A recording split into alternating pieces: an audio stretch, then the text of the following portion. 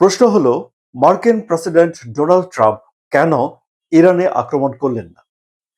তিনি ইরানে যখন বিক্ষোভ চলছিল তখন বিক্ষোভকারীদের উদ্দেশ্যে বলেছিলেন তারা যেন সরকারি প্রতিষ্ঠানগুলো দখল করে নেয়।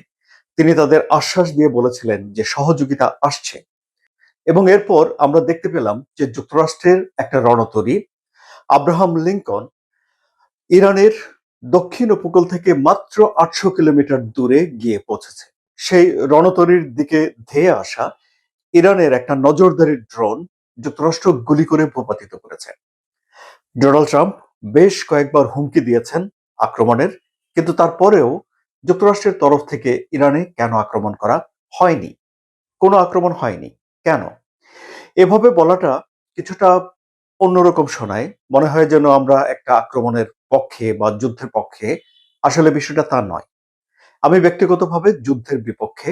হানাহানি এবং প্রাণহানি, যুদ্ধ, ধ্বংস এসব বিষয় পৃথিবীর জন্য ভালো কিছু বয়ে আনে না বলেই মনে করি। আপনারাও নিশ্চয়ই তাই, সুপ্রিয় দর্শক।